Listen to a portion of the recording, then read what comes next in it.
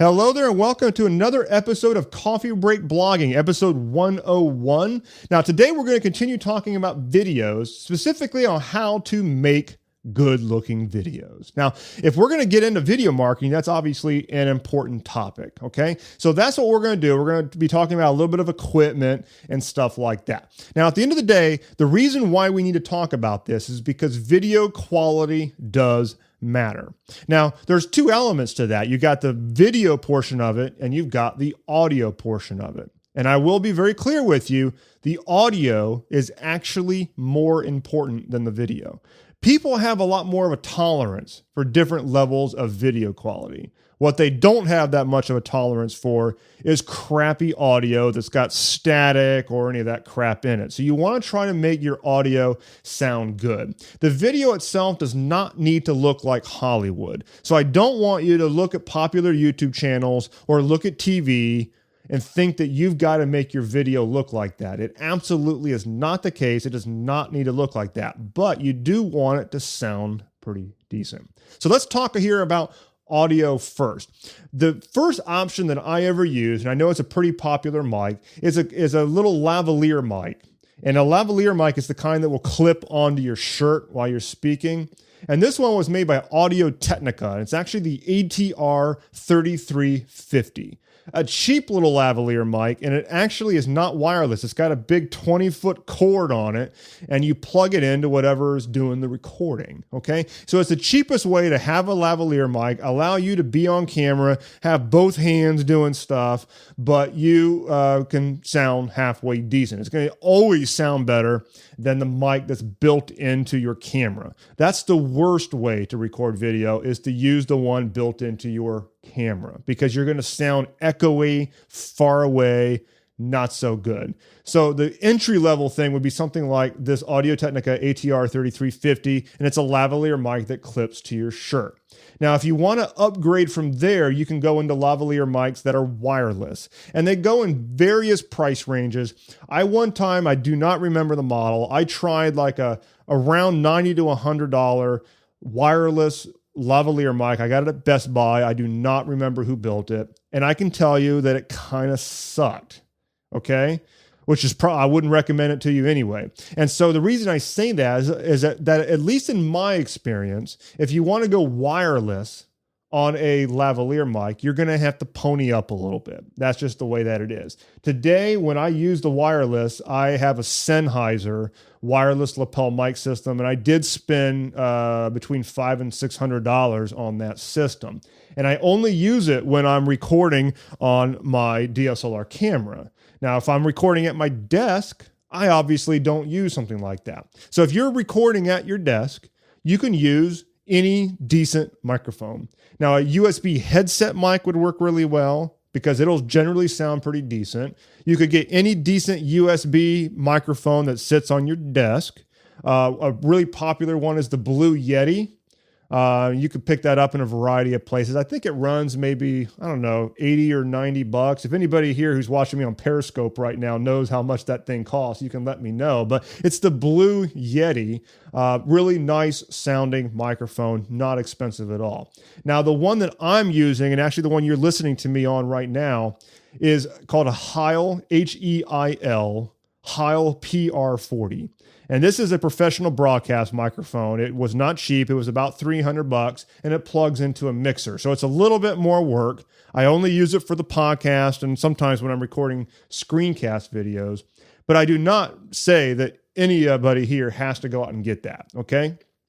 Generally, the people who are using a mic like this are the ones who are podcasting pretty regularly, and they kind of have, they know why they're doing it. But otherwise, just a standard USB microphone will usually sound pretty good. It'll still blow the hell out of any built-in mic on your laptop or what have you, and I do recommend it. Now, some people also will record into a separate digital recorder. And there's a company called Zoom, Z-O-O-M, that makes these things. And you could plug any microphone that sounds halfway decent. You can even get a lavalier mic system that doesn't have receivers or any of that on there. It's just basically a cord. And you can plug that into one of these digital recorders. And you just drop the digital recorder into your pocket while you're speaking.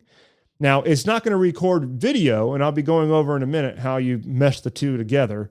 But a lot of people do use these digital recorders, and some people say that they record better than the computer.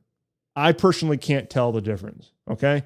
So those are a few of the microphones that will help you get good audio. Now let's move over to the visual component. Let's talk about your camera. Now, the most popular camera out there that you have that can make pretty good quality videos is the phone in your pocket, okay? If you have a smartphone, you've got a pretty decent camera. Now, the trick with these cameras is that you need to have good lighting, okay? If you've got decent lighting, you're going to be able to make decent video with your phone. If you don't have good lighting, it's going to look kind of grainy and kind of crappy, okay? So just keep that in mind. Whether it be an iPhone or an Android or whatever the heck kind of phone you have, it's got a pretty decent camera on there and you can use it, okay? Now, the next kind is a standard webcam. Now, most webcams out there are HD. I do recommend if you're going to use a webcam, get one that's HD. You might as well, okay? YouTube is definitely operating in HD these days. Now, the good thing is that most computers nowadays have a webcam built right in, and it's pretty decent. So you can just simply use the webcam. And in fact, even if you're going to record a live action shot, you could actually just point the laptop at yourself, and you could just use the computer to record yourself. It'll work, okay? Now, if you want to bump it up a notch, you can get a separate webcam that plugs into your computer. I think I've got one made by Logitech. I don't remember the exact model of it off the top of my head. But it's a decent little HD webcam, and it's got a better lens on it than the one built into my Mac, okay? Now, if you want to step it up from there, you would move into a compact digital camera of some variety. These cameras are fine. They're nice. They've got pretty decent lenses on there, and most of them record some pretty decent video, okay? Big thing there is you want to have either two things, and that goes with any of these. You want to have an external microphone jack. You need to have that ability because the mics built into these things suck, okay? Or you need to have a digital recorder of some kind, like the Zoom setup that I mentioned earlier, so that you can record directly into that. Somehow you've got to get decent audio. And if you're using the built-in mic on the phone or on your digital camera, it's not going to sound that great, okay? Now, if you want to bump it all the way up to the best quality, you would use a digital SLR. Now, many of us have one of these things because we use it to go on vacation with and take nice pictures, you know? I personally use the Canon T4i, really nice one. They're up to the T5i now. I really don't know what the difference is. But these cameras are nice. Nikon makes great ones as well, and they all make fantastic video, okay? So those are your options. Just pick the best one that works for you, but pay attention to lighting. That part's pretty important. Now, let's jump ahead. I want to talk about lighting, just being that I've now mentioned it twice. I use a 3-piece lighting kit that I picked up on Amazon. And in the show notes to this episode over at coffeebreakblogging.com, I will drop the link to the exact 3-piece lighting kit that I am using. I think I spent about $150 on it. I think it's probably even less than that right now. So it's got these big, white neon, well, I don't know what kind of fluorescent style bulbs in there, and it's got 4 of them, and I can turn each one on independently, so I can control the brightness, and it's just nice. So basically, when I'm recording on the live camera, I will put one of the lights on both sides of the camera, and then I'll generally have one kind of at an angle shining behind me, and that's the purpose of making the background look decent. Okay. Now you can go and Google around for various setups on how to set up a 3-piece lighting kit. I'm not going to sit here and say that I'm the expert on it. That's just what I happen to do. Okay. So a few tips here about making the videos. First thing is that if you can, you want to definitely plug your mic directly into your camera. You need to have that external microphone jack on the camera. In fact, I used to have a Canon T1i, the original consumer grade DSLR that Canon made. It did not have a mic jack. And that for me was a pretty big deal. And so that was a major reason why I upgraded it to the T4i's, because it does have the mic jack. Okay. Now, if you are using a smartphone, they do have various little adapters that you can use to plug external mics into a smartphone. So definitely look into those. But one way or the other, you want to have your mic plugged into your phone or your whatever camera you're using from the outside and bypass the built-in mic, okay? Now, if you need to record to a separate device for some reason, like you're using a digital recorder or something like that, so your camera's picking up video and you're going to record the audio that you're going to use somewhere else, here's a little trick. It's called the clap trick. That's what I'm calling it anyway. So what you do is when you take it into editing later, you're going to have the little spikes on what your audio looks like, okay? So you're going to have your camera recording using its built-in microphone. It's just not going to sound that good, but it'll still pick you up. And then you're going to have your other audio source. So what you do is at the very beginning of your video, you clap loud 3 times. And so what's going to happen is that when you look at the audio in your editor, you're going to have these big 3 spikes on both audio tracks. And then what you can do is in your editor, you just simply match them up so the 3 spikes are all in alignment. And then you can mute the audio that came from your camera, and you will only be using the really good high quality audio that came from your good audio source. Okay, that's how you do it. It's a clap trick. Woo! 3 quick claps, line up the spikes, and you'll be good to go. That's how you match up your video and your audio, and it's not going to be out of sync. Okay?